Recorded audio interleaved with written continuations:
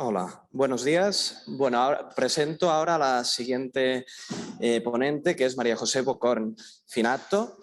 Ella es profesora titular en la Universidad Federal de Río Grande do Sul y además ha sido ganadora del premio Google Latin American Research Awards en 2019 por su propuesta de sistema de simplificación textual para información relacionada con la salud.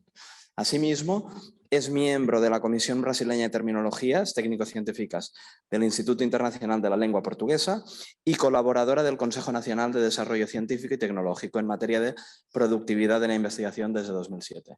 Así que muchas gracias y espero que sea tan interesante como la ponencia que hemos tenido ahora mismo.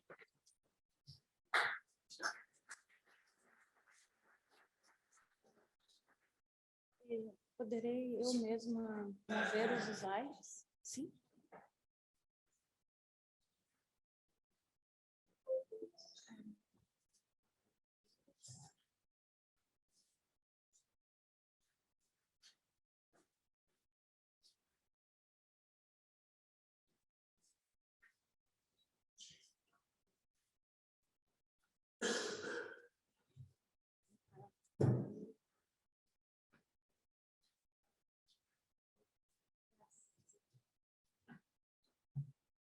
Pois então, bom dia. Muito obrigada. Estou um pouco emocionada por estar aqui. E agradeço muito a oportunidade. Acho que a afetividade nas palavras iniciais também me comoveu um pouco. Então, agradeço a todos vocês pela oportunidade, e especialmente à organização do evento, à universidade, ao IULA, às colegas Rosa, Mercê e a todos aqui presentes, antigos colegas de aventuras de estudo e trabalho. E agradeço especialmente ao pessoal de apoio do evento, também pelo seu trabalho intenso. Pois bem, a minha apresentação será, como vocês já notaram, em português, porque para mim, intentar hablar espanhol é portunhol, e não passa bem. Então peço que vocês tenham um pouco de paciência e tentarei falar mais despacito. Sim. Então, o meu trabalho tem um pouco esta mirada histórica e gostaria de apresentar algumas reflexões que temos feito na nossa universidade, tanto sobre a atualidade dos acontecimentos da comunicação em saúde, quanto sobre o passado, seja um passado mais remoto, que inicia desde o século XVIII, com a comunicação sobre saúde em português. E nesta ocasião, a minha mirada histórica será de um período bem mais recente, que é já o início do século XX. A minha apresentação, então, tem esta proposta, do passado não tão antigo até a modernidade dos softwares que auxiliam a compreensibilidade da informação na saúde. Bem, as epidemias, como sabemos, afligem a humanidade desde muito tempo.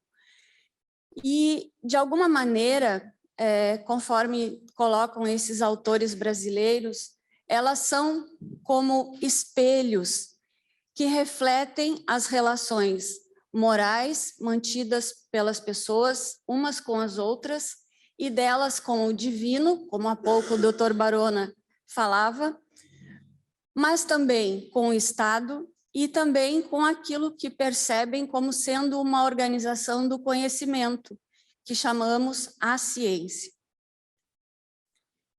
Temos trabalhado com a ideia de que a informação, para que seja proveitosa para as pessoas, sobretudo no nosso país, precisa, algumas vezes, ser dotada de mecanismos facilitadores ou enriquecedores dessa informação, de modo que as pessoas tenham melhores condições de ingressar a esses edifícios de conhecimento, que muitas vezes têm algumas barreiras. E, nesse sentido, fazemos essa analogia com a ideia de dotar a comunicação de rampas de acesso, para que as pessoas consigam adentrar ao edifício do conhecimento. Acho que eu voltei ao início. Bem, temos um artigo de base, caso tenham interesse, em que tratamos um pouco sobre o fenômeno chamado fake news e desinformação em saúde, com essa situação também antes referida aqui, tá? De modo que, como a informação, muitas vezes, pode chegar extremamente deturpada para as pessoas através de diferentes veículos e de diferentes maneiras, não somente pelas redes sociais.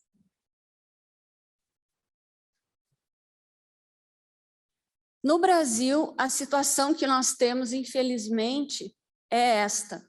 Apenas 12% da nossa população brasileira é considerada proficiente em leitura. Proficiente no quesito de ler um pequeno texto, como uma notícia de jornal, e entendê-lo perfeitamente. Então, isto é, 88% da população brasileira tem sérias dificuldades de entendimento com a palavra dita, com a palavra escrita, muitas vezes. E estas taxas, que são da última estatística, resumem um pouco mais isso que nós, há pouco, mostramos de uma maneira bastante geral.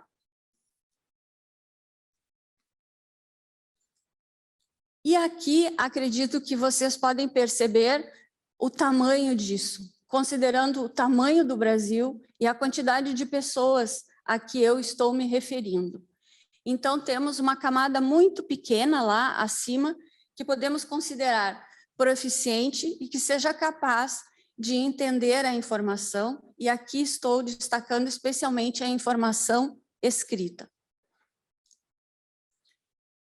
De outro lado, contra esta situação, temos a seguinte condição, e uma condição legal, estabelecida em uma lei, que é dever do Estado garantir o direito de acesso à informação, que será franqueada mediante procedimentos objetivos e ágeis, de forma transparente, em linguagem de fácil compreensão.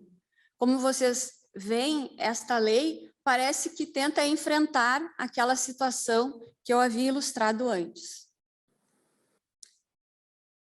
Muitas pessoas, entretanto, dizem que quando eu ofereço a informação dotada desses mecanismos de facilitação, estaríamos, de alguma maneira, nivelando por baixo ou, enfim, tolhendo a oportunidade de uma pessoa que não saberia ir buscar a informação por sua própria conta.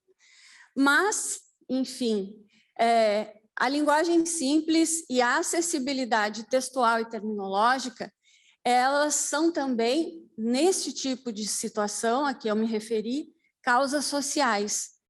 E a nossa realidade sul-americana e brasileira é bastante demandante desse tipo de perspectiva. Desenvolvemos já, desde 2010, na nossa universidade, uma série de estudos linguísticos, terminológicos, textuais, discursivos, nos perguntando sobre quais seriam as melhores alternativas de dotar a informação sobre temas de utilidade pública de condições que possam romper essa barreira de incompreensibilidade.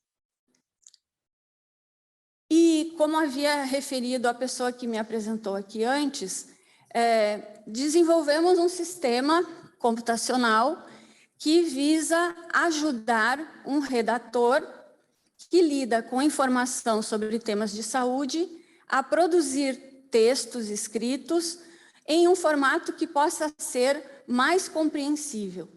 E este sistema se chama ferramenta MedSimples.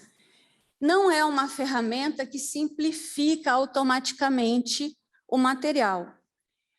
A pessoa coloca o seu texto ali, seleciona a temática médica, temos temáticas específicas, por exemplo, pediatria, cuidados com recém-nascido. E também seleciona o tipo de leitor. Se é aquele leitor que só tem 8 ou 9 anos de escola, ou um leitor que tenha mais escolaridade. Então, o que a nossa ferramenta faz? Apresenta o texto com sugestões de reformulação. Os elementos em verde são elementos terminológicos e os outros elementos da outra cor são elementos comuns, que não são terminológicos, mas que as pessoas têm muita dificuldade. Por exemplo, a palavra mitigar, em português, é uma palavra muito difícil. Não é uma palavra muito conhecida. Então, apresentamos sugestões de reformulação dos termos específicos da área da saúde, ou científica, ou biologia, mas também dessas palavras muito cotidianas como morar e residir. Morar é muito mais acessível do que residir. Pois bem, a situação da pandemia e a vacinação e a temática da Covid transformou bastante tudo, né? E nós criamos um módulo sobre Covid na nossa ferramenta. E agora gostaria de falar um pouquinho sobre esta mirada histórica, sobre a compreensibilidade dos materiais, especificamente sobre vacinação. E trago aqui para vocês uma imagem que foi feita na Organização Mundial da Saúde, há um mês passado, e havia toda uma comemoração em relação ao mundo estar livre da varíola desde maio de 1980. Então, houve uma série de comemorações. E no Brasil temos um episódio que algumas pessoas não conhecem, que se chamou e se chama A Revolta da Vacina. Como vocês, imagino, sabem, o povo brasileiro, em geral, é bastante cordial, amistoso, e é bastante difícil que o povo saia à rua para fazer muitos protestos de maneira violenta. Pois bem, em 1904, tivemos um episódio que nos marcou para sempre, chamado A Revolta da Vacina. Neste episódio, quando o Rio de Janeiro era a capital do nosso país, de uma maneira muito assustadora, houve muitas mortes, prisões e, inclusive, foi decretado o estado de sítio, por conta da revolta da população contra a obrigatoriedade de vacinar-se. O que ocorria entre 1904 e 1906? Antes havia referido que 88% das pessoas tinham dificuldades de compreensão e escolaridade. Vejam a situação em 1906, num recenseamento que aconteceu. Tínhamos 77% das pessoas que não sabiam ler e apenas 23%. Em 2018, graças a Deus, apenas 0,8% não sabem ler.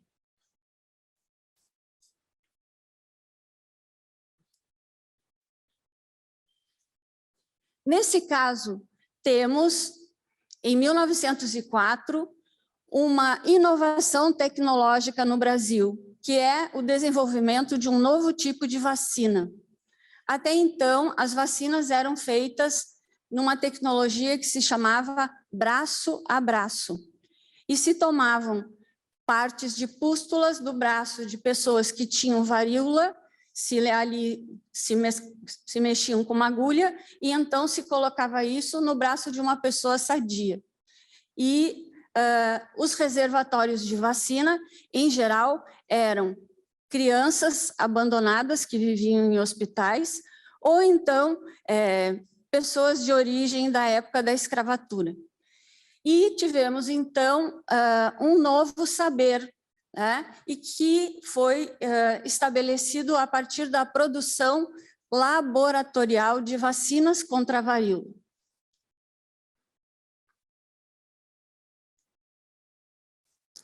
Então, nesse sentido, tivemos uma guerra urbana contra a vacina.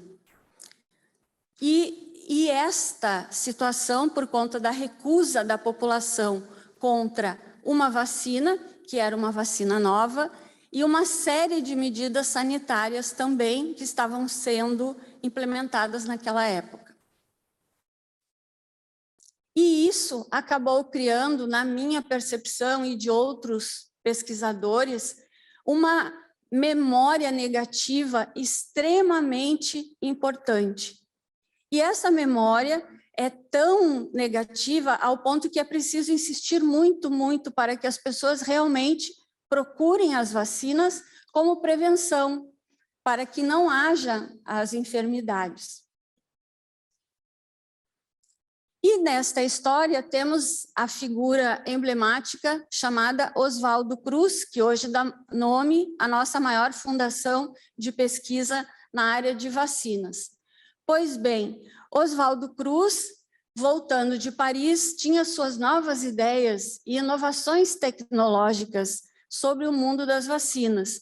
E ali, apresentado como um cavaleiro, enfrentando os monstros e os dragões. Então, ao encontrar o Brasil, Oswaldo Cruz decidiu que faria uma cruzada contra a ignorância e as faltas de condições que havia naquele momento. E inicia-se, então, essa produção laboratorial de vacinas. Bem, é claro que há uma série de condições envolvidas com esse episódio da revolta da vacina. Não posso dizer que porque simplesmente as pessoas não entendiam o que era vacina e o que deveriam fazer. Houve todo um conjunto de fatores, por exemplo, as medidas de saúde pública, que muitas vezes eram adotadas de modo violento. E a cidade do Rio de Janeiro passava por uma transformação muito grande em termos de urbanidade. E se havia instituído, por exemplo, um prêmio para as pessoas que capturavam ratos, mosquitos, e se trocava por dinheiro em determinadas partes da cidade. E, em alguns momentos, algumas pessoas passaram a criar ratos em casa para poder depois vendê-los. Pois bem, temos uma transformação desse saber, uma denominação muito interessante associada à varíola, com a denominação de bexigas. As bexigas são as feridas da varíola. E isso era tão intenso que há, inclusive, um bairro na cidade de São Paulo, que é a nossa maior cidade, que se chama Bairro do Bexiga. E o Bexiga era famoso por conta de suas marcas de varíola. E aqui a situação que perdurou até pelo menos 1950, em que vocês veem de onde saem as vacinas, das vacas. E esta é uma prática de produção de vacinas no Instituto Fiocruz, aqui uma imagem de 1950. E o que a gente pode dizer, foi uma loucura coletiva o que aconteceu no Brasil, com tanta violência contra a vacina. As pessoas entendiam que quem tomasse a vacina se uma criança ficaria com cara de vaca. Havia esse perigo. Teria algo com vaca. E essa situação, notadamente, causou um desastre, porque tivemos um surto enorme de varíola e as pessoas não queriam buscar a vacina. E esta é uma imagem não muito conhecida da cidade do Rio de Janeiro. Ali vocês veem as favelas, os barracos que estavam sendo transpostos de lugar. E isso foi feito de uma maneira muito violenta pelo governo. E isso também ajudou bastante junto com a revolta da vacina. Pois bem, nesta outra face, agora vamos à modernidade dos dias de hoje no Brasil, em que as pessoas acreditam, muito por conta das palavras horrorosas do nosso presidente, que há uma correlação entre vacina e AIDS, ou que as pessoas que tomarem a vacina podem se transformar em pessoas homossexuais. E se criaram essas figuras como do jacaré gay, que depois de tomar a vacina contra a Covid, poderiam exibir alguns traços afetados. Vejam, então, a história se repete. Antes era a cara de vaca e agora é o jacaré gay. E vejam nos jornais as caricaturas, as ideias de que estávamos sendo cobaias de experimentos, disso que se é uma ciência e que as pessoas, em geral, têm dificuldade de entender do que se trata.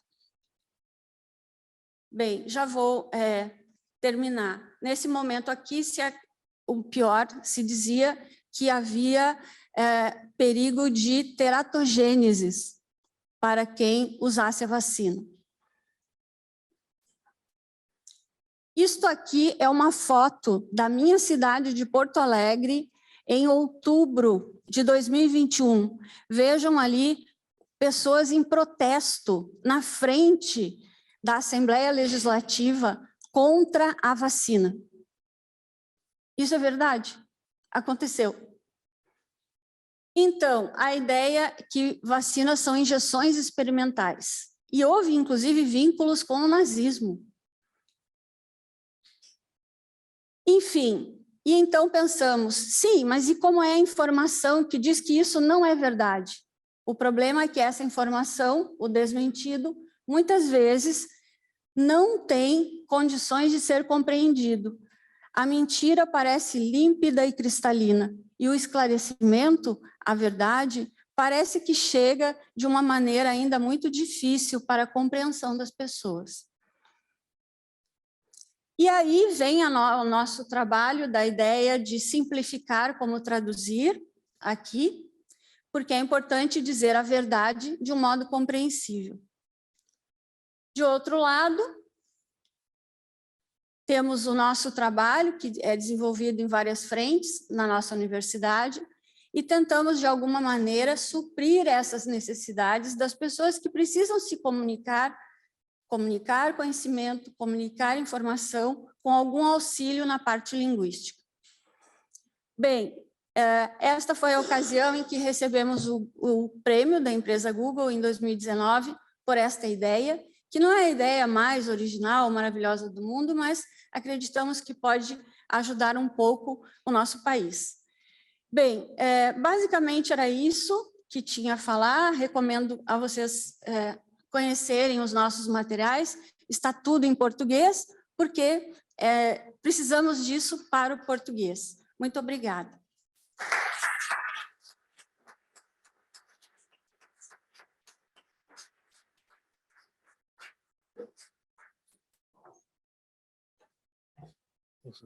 Bien, muchísimas gracias porque ha sido una ponencia realmente interesantísima y ahora tenemos 5 minutos para preguntas, así que ahora tienen la palabra ustedes.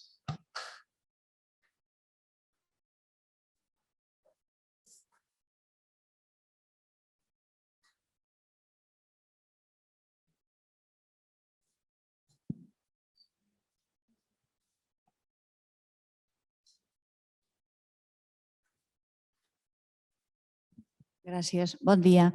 Una pregunta. Aquesta última part que heu dit de canviar aquest missatge, què m'entén vostè en català?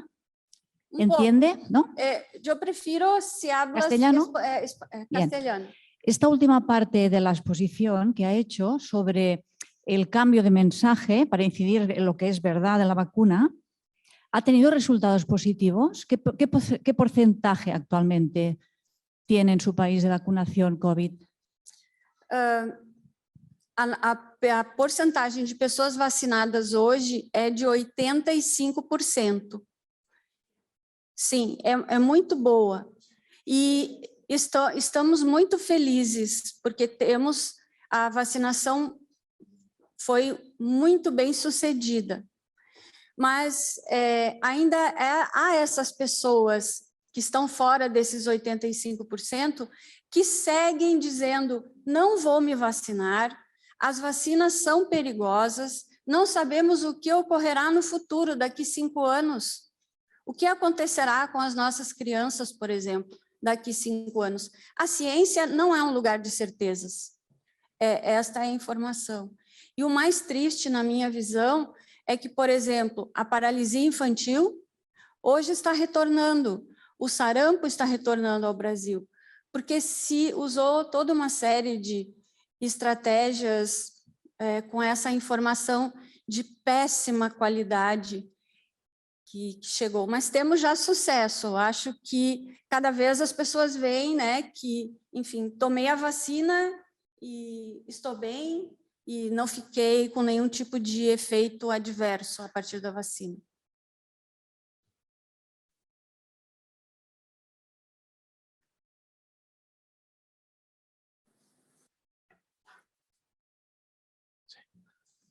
Bueno, yo tendría una pregunta técnica sobre cuál es diríamos, para el sistema MedTerm, la clasificación del léxico en terminología especializada y léxico general de difícil comprensión, ¿cuáles son los, diríamos, para la terminología? Me imagino que es un extractor de terminología, pero para categorizar las palabras en azul, ¿cuál es diríamos, el lemario? ¿Cuál es el sistema? Sim. El diccionário que habéis utilizado. Sim, eu não pude detalhar o funcionamento da ferramenta, mas está totalmente descrita ali.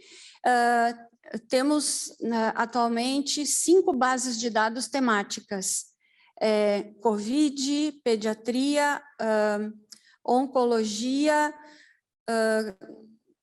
doença de Parkinson, que é a parte mais avançada, e também a parte de cuidados paliativos. O que nós temos? Fazemos um vaciado, como vocês dizem, temos um corpus em cada uma das temáticas de textos de divulgação. A partir dali, selecionamos os itens terminológicos e também o léxico comum presente. E depois temos um ponto de contraponto, temos um corpus de referência do português simples, que já havia sido testado. Temos uma base de referência. Certo. Por que não usas residir e sim morar? Temos um background de estudos de léxico e estatística no Brasil e trazemos para a base da ferramenta. Então, isso está tudo ali bem descrito. Temos um parsing, temos um transformador de definições e temos sempre o apoio de profissionais da saúde, né? Então, quando dizemos como traduzir traqueostomia, por exemplo, e traduzimos assim: quando o médico faz um buraco na sua garganta para que você possa respirar. Simples assim. Porque quando buraco, fazer e garganta, temos no corpus de referência simples. Una última pregunta. Sí. Sí. Perdón, entiendo entonces que esta parte de población que no están alfabetizados, que es muy grande, corresponde a unas rentas bajas, ¿no? A recursos muy limitados. Entonces, toda esta información, ¿cómo les llega a ellos? Es decir, ¿tienen acceso a Internet? Si entiendo que son de renta limitada o pocos recursos, ¿cómo les llega esta información? Essas informações chegam, sobretudo, pelo acesso ao telefone celular, pela televisão aberta, que não é uma televisão que se paga assinatura, e por alguns jornais, que são os chamados jornais populares, que temos no Brasil um tipo de jornal, um tipo de periodismo, que é para as pessoas mais abastadas da sociedade. Mas temos também jornais que são considerados, as pessoas dizem, espreme que sai sangue, que são jornais muito populares, esses jornais também veiculam essa informação mais acessível. Mas o que nós vimos é que, independentemente do ponto de partida, a informação danosa e falsa chega sempre de uma maneira crystal clear. Assim, a mentira chega de uma maneira que se entende muito bem. Vacinas são injeções experimentais. Se tomas a vacina, morre. Ponto. E a verdade, não há tido tantos óbitos. Óbito? Que é óbito? Sí, sí, fallecimientos. Necessitas dizer isto? Morte.